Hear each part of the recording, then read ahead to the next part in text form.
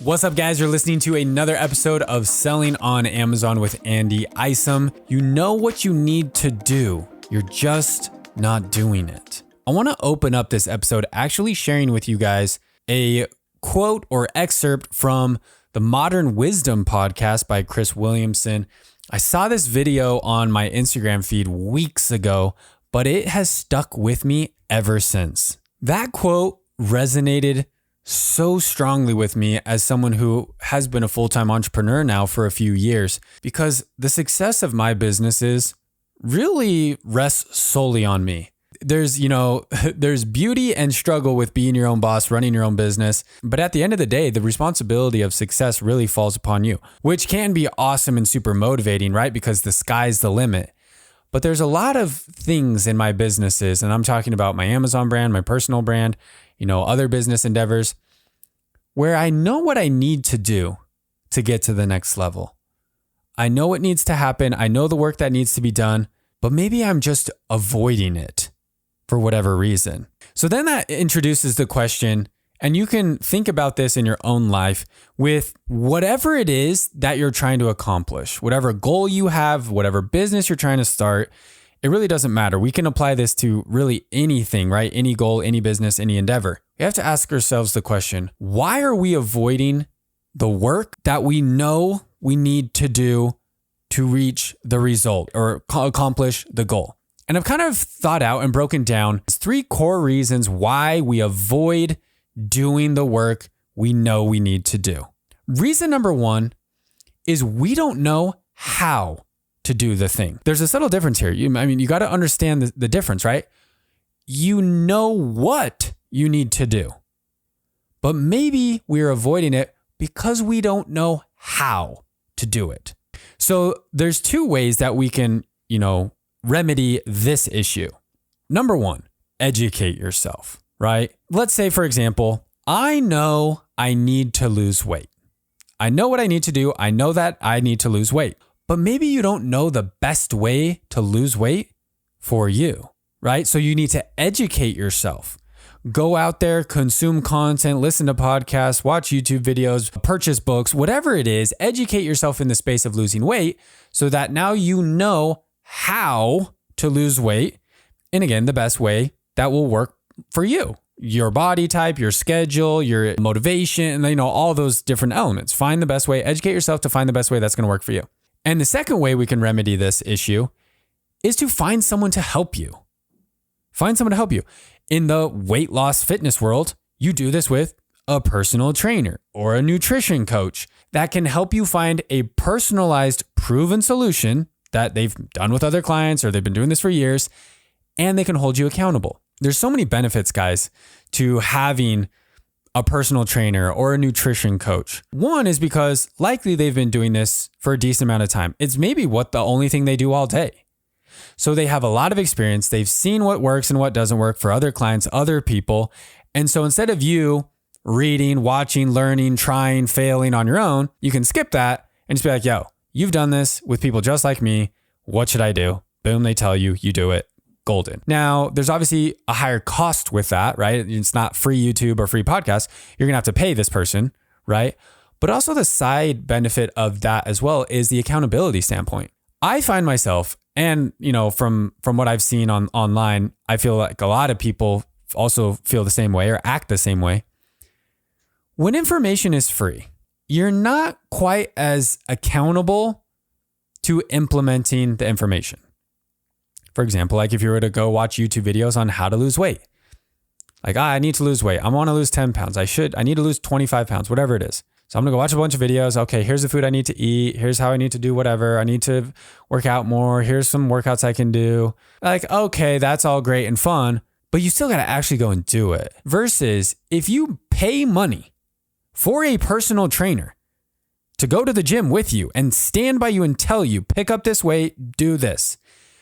Your money is at stake, right? If you don't show up, you wasted your money. You lost 50, 100, whatever it is for your personal trainer for your hour session. So that is very strong motivation and accountability to get your butt out of bed and get to the gym because your trainer's going to be there at 8 a.m. Are you going to be there? You're either going to look like an idiot, be embarrassed, and lose $100.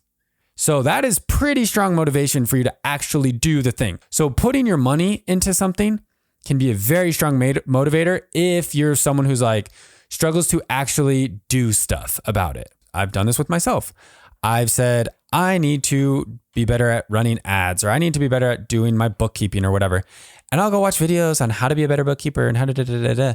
But at the end of the day, I don't actually do it and pay attention to it, my ads, my bookkeeping, whatever it is, until I actually like pay someone a lot of money and I'm like, oh, I'm paying this person a lot of money.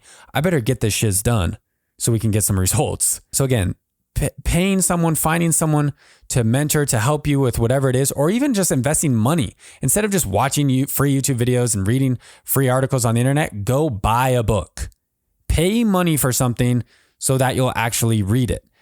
Even like people are like, oh, I'm going to go to the library and get the book.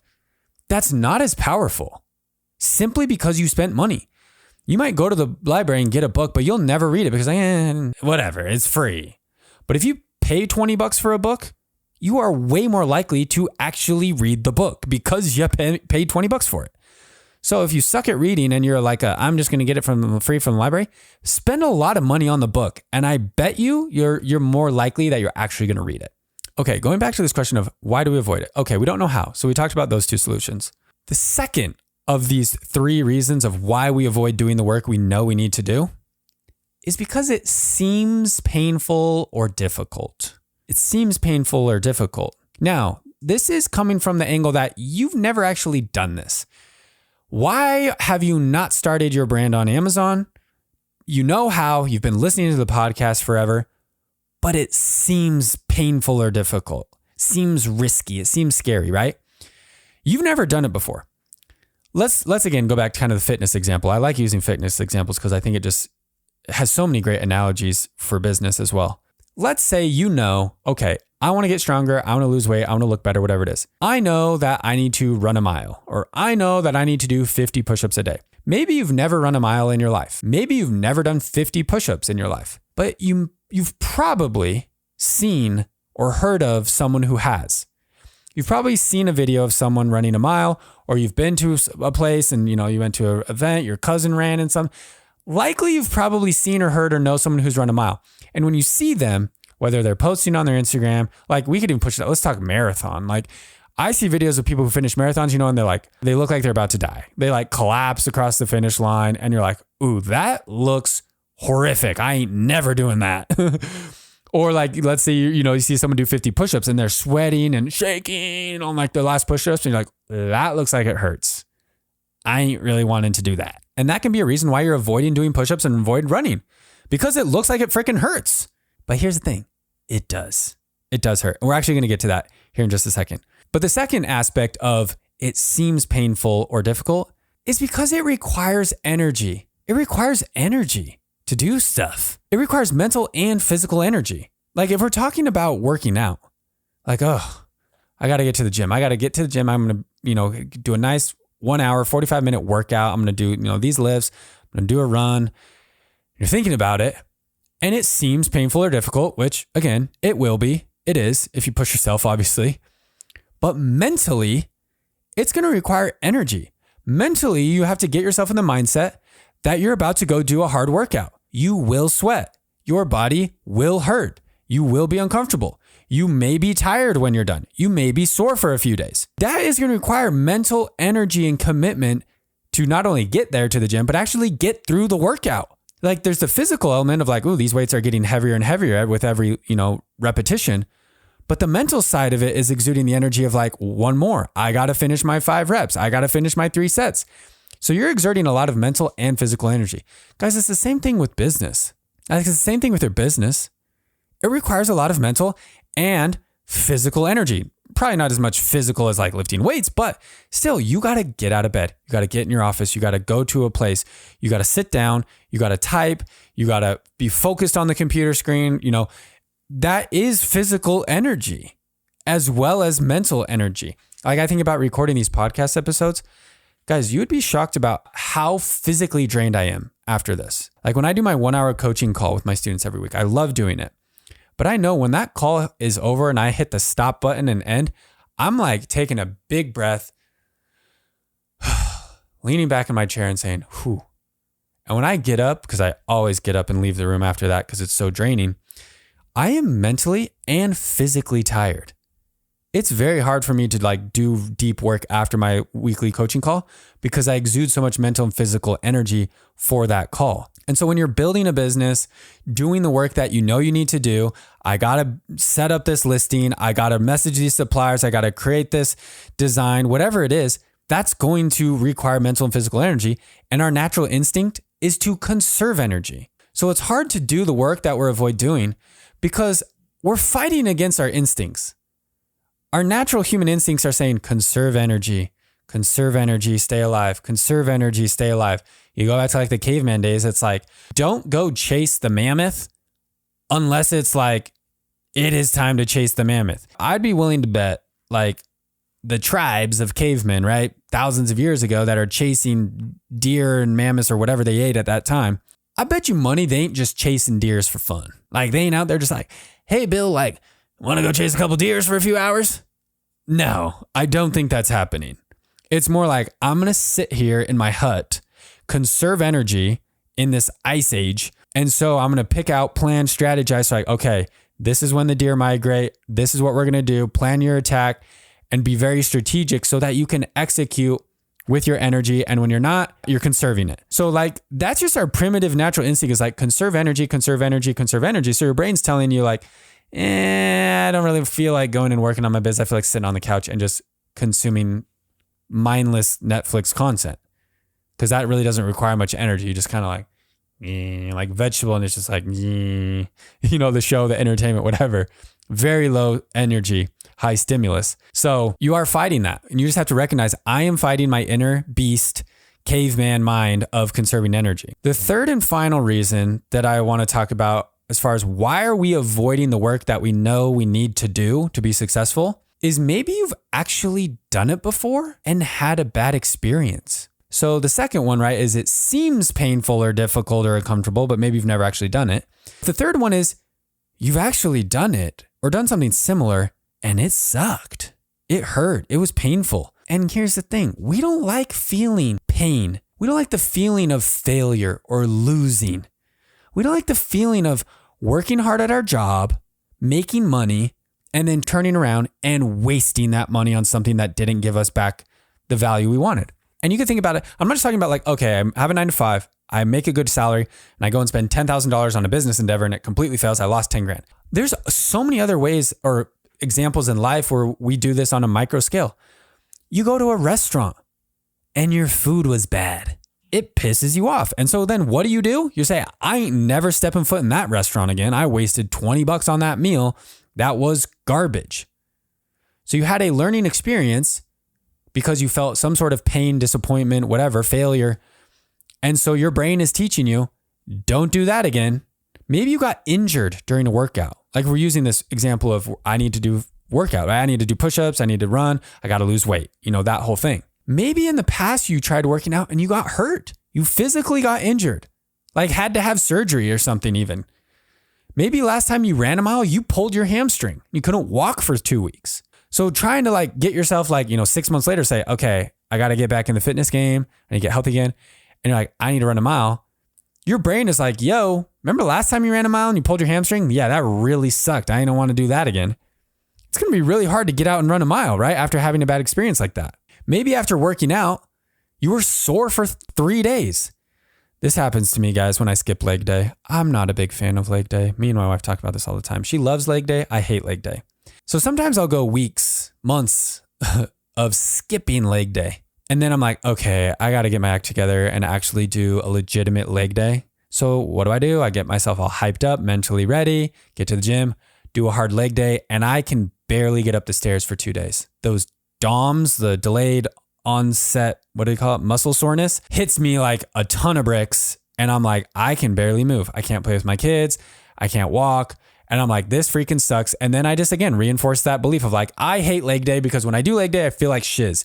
When in reality, if I just kept a consistent leg day schedule, I wouldn't feel like that. But I'm battling, again, those bad experiences that I've had before. And if we're talking business now, maybe you've lost money from doing a business. Maybe you tried an Amazon business in the past and it sucked. You got shut down. You got suspended. You got knocked off. A Chinese brand copied your product. Your inventory was broken. There's so many things that could go wrong and maybe did go wrong for you in the past that you're like, this is stupid. I'm never doing this again. Real talk. Like that's a real thing. Or maybe it's not even like Amazon, but maybe it's like like maybe you did drop shipping. Maybe you sold on Shopify. Like e-commerce is trash. E-commerce sucks. There's no profit. It's too competitive. Can't make a ROAS. I talk to these people all the time. Like I talk to people who sell on Shopify, right? But they don't sell on Amazon. I'm like, yo, why aren't you selling on Amazon? You could 5X. Like they're like, I'm selling $10,000 a month on Shopify. I'm like, you could be selling 100,000 on Amazon. And they're like, well, no, like it's too expensive and da da da. I'm like, you've never done it. So just going off of like your experience with Shopify or like other people's, like never actually tried it. But anyway, still, maybe they're having bad experiences with Shopify and they're just saying, oh, e-commerce in general is trash, right? You've lost money, you failed, you got screwed. There's all sorts of ways you could be hurt or failed or damaged, right?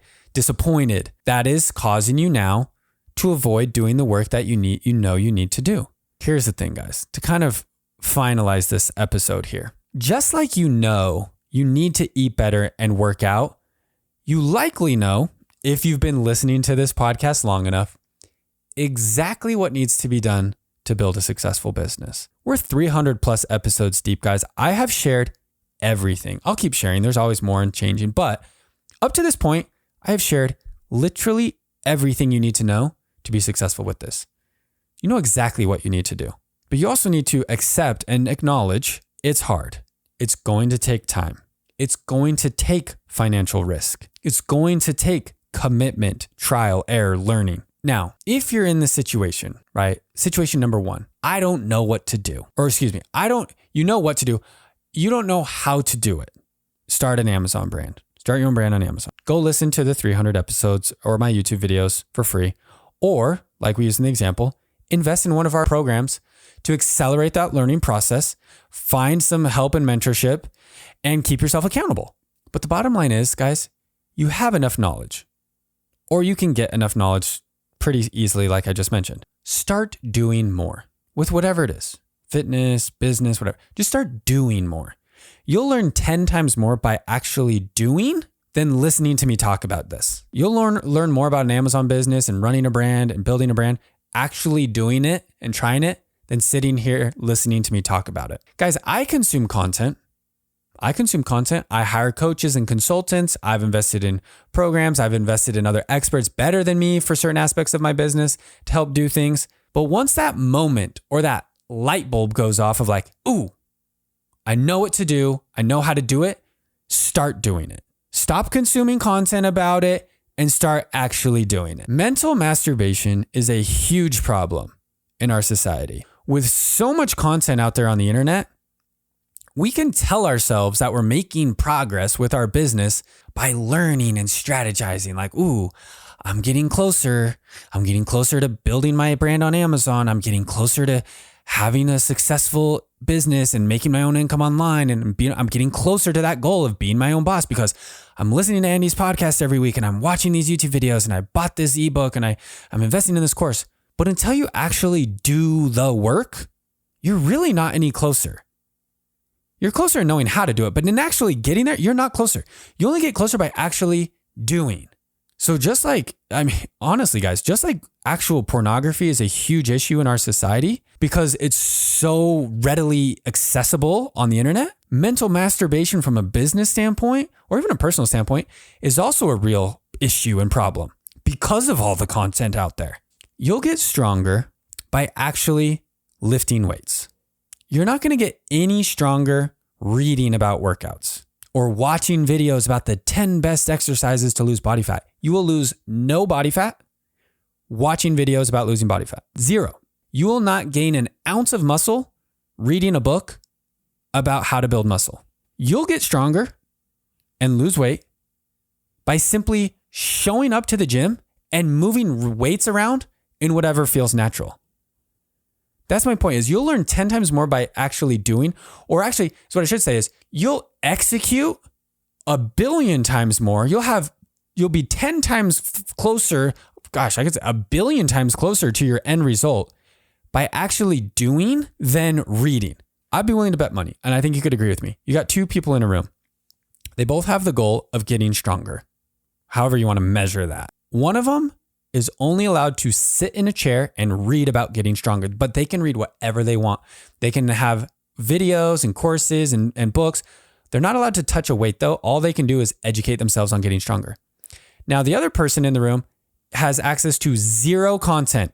They have no idea how to lift weights, or they don't know anything about schedules and but they're in a room full of workout gear. They're in a room full of bands and dumbbells and whatever it is. I can guarantee you, right, in this controlled environment, the person in that room who has the weights there and just simply gets them and picks them up and moves them. Let me lift them up over my head. Let me curl them like this. Like, they're moving them around like, oh, this feels good. This isn't hurting. Like, I'm not going to tear a muscle doing this. And they grab a weight and like, oh, this weight feels manageable. And they just start moving the weight around. If they did that for 30 days, each person, and one read for 30 minutes a day, the other one moved weights around for 30 minutes a day, and you compared the gains after a month, who would actually be getting stronger? The person who knows nothing about fitness, is not reading anything about it, but is actually there moving weights around. Then the person who's like an expert, who's like, ooh, I know everything about every workout and the best routine, push, pull legs. And if you do this and extend to max, whatever, blah, blah, blah, that you read about in the workout fitness world, they ain't gotten an ounce stronger. Same thing with your business, guys. Educate yourself, right? You want to have the knowledge, you want to have the skills, you want to have the understanding. But at that point where he's like, okay, I have enough to know how to actually make some moves, go start making moves and then supplement it. Get to the gym, move weights around every day, and then read for 30 minutes a day. And I'm like, okay, what can I do better? Okay, next time you go to the gym, let me try this. Go move the weights around a little bit better. Then go educate yourself. Okay, next time. But as long as you're doing consistently and then educating yourself on the back end, that's a great combination. It's the people who are only educating and not doing it all. Those are the people that are just twiddling their thumbs, talking about their dreams and their goals, but not getting any closer to them. Guys, I know this was a bit of a wake-up call episode. It's been on my mind lately as I've been kind of doing, and I guess finishing now as this podcast goes live, a 30-day thing where I only ate foods in their natural state. And I just wanted to see like how it improved my life, how it improved my mood, my energy throughout the day, my physique, my performance. And yeah, like I read about it like for what, maybe a day or two. Me and my wife were like, oh, okay, like eat this, don't eat this, whatever. But at the end of the day, kind of the lesson, my big, huge takeaway here, and a lot of friends started asking as I post about it on my personal social, like, oh, how are you guys doing it? What is your food? I said, screw the calorie counting. Screw all the like tracking and blah, blah, blah, macros, and screw that. I'm only going to eat real food, fruits, vegetables. It doesn't matter. People are like, oh, how many carbs? I don't count any of that crap. I didn't count calories. I literally just bought healthy food and said, I'm only going to eat this. I eat whenever I want, eat as much as I want. I just did it. I lost like 10 pounds. I'm way more lean. My energy is much better. I got the results I was looking for. And I didn't sit there and worry about all the nitty gritty of everything that I was supposed to do. And I just said, screw this. I've educated myself enough to know like quit eating processed foods and stop eating artificial sugar. Boom, done. Eat real food. You're going to look, feel, and perform so much better. That's it. Like that's all it comes down to. And again, same thing applies to business. Once you know enough, you're like, oh, this is what I need to do. Just go freaking do it. Yeah. And test and improve and learn along the way, but just get out there and do it and you'll actually get some results. Guys, I appreciate you. I appreciate the support of the podcast, the show, the YouTube. You guys know the drill. The links are in the show notes for more content to help you guys actually do the work that you're avoiding doing. I'd love to hear feedback on the show, so hit me up on social media, guys. For those that are sharing the podcast, that means so much to me. I love getting tagged when you guys are sharing this on your socials, so thank you guys so much for that. Once again, guys, I'm Andy. You're listening to Selling on Amazon with Andy Isom. We'll see you in the next episode.